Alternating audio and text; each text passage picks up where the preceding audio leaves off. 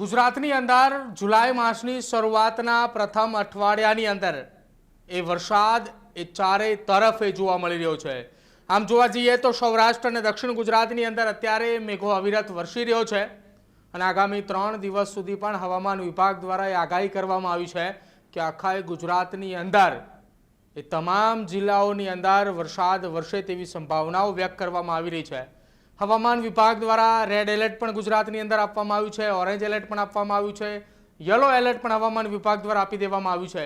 કેટલા જિલ્લાઓની અંદર કયું એલર્ટ આપવામાં આવ્યું છે અને શું સ્થિતિ છે આગામી 48 થી 72 કલાક સુધી ગુજરાતની કયા જિલ્લામાં કેટલો વરસાદ પડી શકે છે તે હવામાન વિભાગ દ્વારા જે ભારે વરસાદની ચેતવણી માટે પૂર્વાનુમાન જાહેર કર્યું છે તેના ઉપર નજર કરીએ। સૌથી પહેલા નજર કરીએ હવામાન વિભાગ દ્વારા જે રેડ એલર્ટ આપવામાં આવ્યું છે। આ હવામાન વિભાગનું પૂર્વાનુમાન છે આખું અને અહીંયા તારીખ પણ બતાવવામાં આવી છે। બીજી તારીખનું પૂર્વાનુમાન છે। શરૂઆત કરીએ પોરબંદર, જૂનાગઢ, ગીર સોમનાથ અને દીવ સૌરાષ્ટ્રના કુલ 4 જિલ્લાઓ છે તેમાંનો એક વધુ એ ભાવનગર એટલે કે દરિયાઈ કાંઠાના 4 જિલ્લાઓ છે કે જ્યાં રેડ એલર્ટ આપવામાં આવ્યું છે।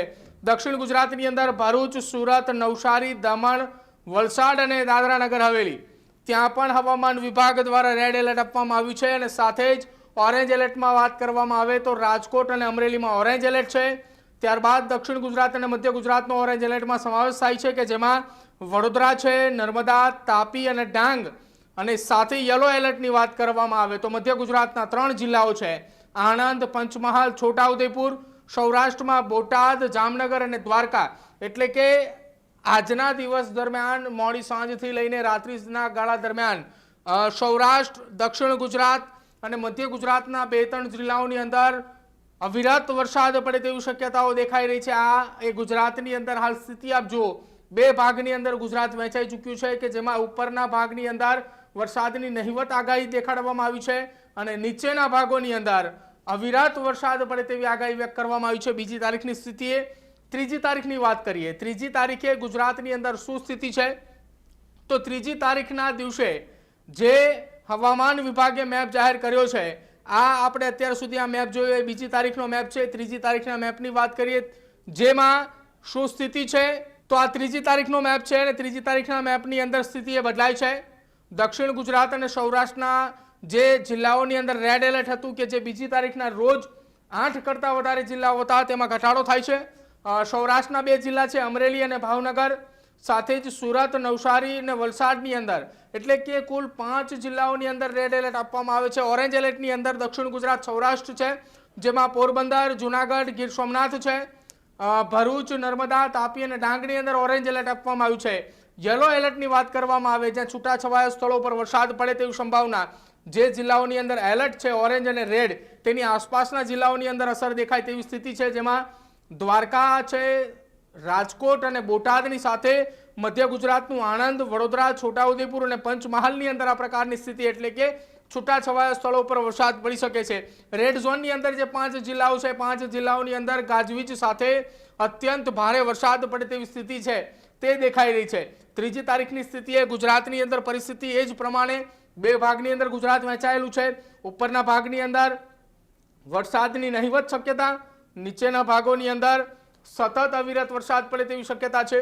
આ ત્રીજી તારીખે, ચોથી તારીખે પણ પરિસ્થિતિની અંદર શું ફેરફાર, કેટલા જિલ્લાઓની અંદર રેડ ઝોન તો 4 તારીખના રોજ પણ ભાવનગરની વાત કરવામાં આવે, સુરત, નવસારી, દમણ, વલસાડ અને ડાંગ એ જિલ્લાઓની અંદર એલર્ટ આપવામાં આવ્યું છે પરંતુ વરસાદની સ્થિતિ એક અલગ દેખાઈ રહી છે।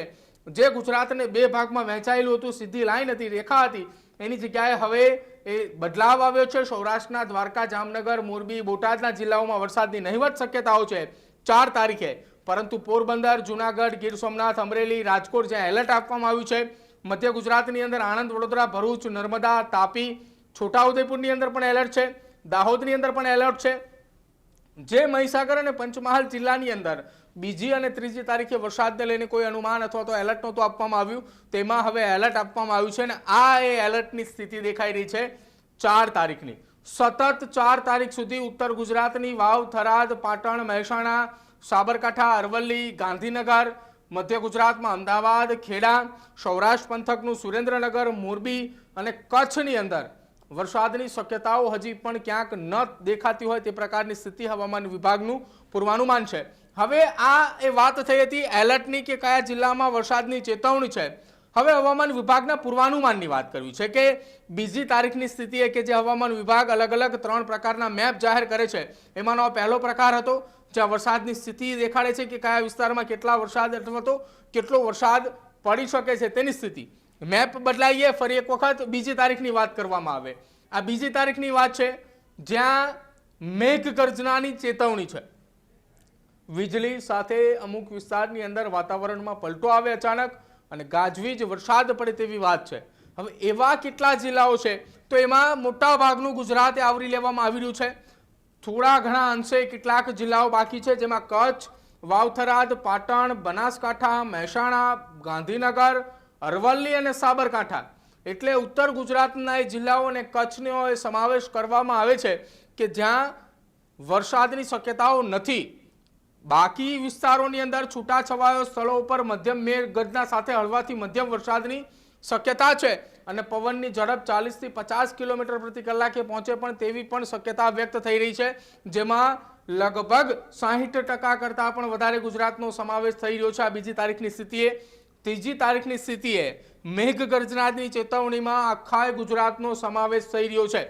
આગાહી હવામાન વિભાગ દ્વારા એ દક્ષિણ ગુજરાત અને સૌરાષ્ટ્રના પંથકોમાં કરવામાં આવી રહી છે, પરંતુ તેની ક્યાંક અસર સિસ્ટમના કારણે દેખાય તો કદાચિત પલટો આવી શકે વાતાવરણની અંદર કે જેના કારણે આખા ગુજરાતની અંદર આવતીકાલથી મેઘગર્જનાની ચેતવણી આપવામાં આવી છે। વીજળી પડવાની શક્યતાઓ વ્યક્ત કરવામાં આવી છે। પવનની ગતિ 40 થી 50 કિલોમીટર પ્રતિ કલાક રહે તેવી શક્યતાઓ છે, જેમાં આખું ગુજરાત આવરી લેવામાં આવ્યું છે ત્રીજી તારીખે। ચોથી તારીખે મેઘગર્જનાની શું ચેતવણી? મેઘગર્જના તો ચોથી તારીખે પણ આખા ગુજરાતની અંદર સ્થિતિ છે, એટલે કે ધીરે ધીરે ચોમાસું એ જેમ આગળ વધી રહ્યું છે, જે રફતાર સાથે કે છેલ્લા કેટલાક દિવસથી દક્ષિણ ગુજરાતની અંદર ચોમાસું રોકાયું હતું, એ ચોમાસું હવે દક્ષિણ ગુજરાતથી આગળ વધી વડોદરા, આણંદ સુધી પહોંચી ચૂક્યું છે। આપણે જે કેન્દ્રીય હવામાન વિભાગની જે તસવીરો આવે છે જે પણ અમે આપણે બતાવીએ છીએ કે જે ગુજરાતના એ અડધા ભાગની અંદર ચોમાસું પહોંચી ચૂક્યું છે અને તેની અસર પણ જોવા મળી રહી છે। આ બે મેપ આપણે બતાવ્યા, એક ભારે વરસાદની ચેતવણી, બીજું મેઘગર્જનાની ચેતવણી। હવે હવામાન વિભાગનો અંતિમ મેપ જેની અંદર હવામાન વિભાગ તરફથી જે માહિતી આપવામાં આવી છે, જેમાં વરસાદનું પૂર્વાનુમાન કરવામાં આવે છે, કયા વિસ્તારમાં કેટલો વરસાદ પડે તેની શક્યતાના આધારે પૂર્વાનુમાન કરવામાં આવી રહ્યું છે। 3 અલગ અલગ કલર આપવામાં આવ્યા છે, જેમાં દક્ષિણ ગુજરાતની અંદર વધારે વરસાદ પડે તેવી સ્થિતિ દેખાઈ રહી છે। તેનું અનુમાન અહીંયા બતાવવામાં આવ્યું છે કે જ્યાં ભારે વરસાદ પડે તેવી શક્યતાઓ વ્યક્ત કરવામાં આવી છે। જે આ સૌરાષ્ટ્ર પંથક દેખાડવામાં આવી રહ્યો છે ત્યાં મધ્યમથી હળવા વરસાદોની આગાહી કરવામાં આવી રહી છે।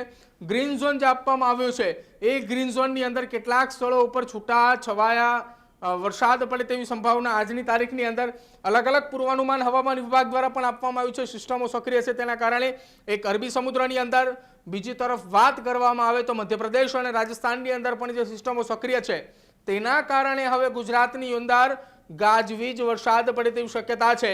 જો કે હવામાન વિભાગ અને હવામાન નિષ્ણાતો કહી રહ્યા છે, પૂર્વાનુમાન લગાવી રહ્યા છે કે અચાનક સુપર એલ્નિનોની અસરની વચ્ચે ગુજરાતની અંદર પડતો આ વરસાદ, જેની પાછળનું કારણ કે ગુજરાતની ફરતે અલગ અલગ કેટલી એવી સિસ્ટમો સક્રિય થઈ છે કે જેના કારણે આખા ગુજરાતની અંદર સાર્વત્રિક વરસાદની આગાહી છે। આ વાત હતી બીજી તારીખની। ત્રીજી તારીખની વાત કરવામાં આવે વરસાદનું પુનરાવર્તન તો ગુજરાતે આખું આવી જાય છે, જેમાં દક્ષિણ ગુજરાતનો ભાગ, મધ્ય ગુજરાતનો કેટલો ભાગ કે જ્યાં ભારે વરસાદની આગાહી, મધ્યમથી હળવા વરસાદની છૂટાછવાયા સ્થળો ઉપરની વાત કરવામાં આવે તો લગભગ 60% આસપાસનો ગુજરાતનો પટ્ટો છે આખો, જેમાં સૌરાષ્ટ્ર, ઉત્તર ગુજરાત, મધ્ય ગુજરાતનો સમાવેશ થાય છે। કચ્છની અંદર હળવાથી મધ્યમ વરસાદની આગાહી એ વ્યક્ત કરવામાં આવી છે એકમાત્ર જિલ્લો।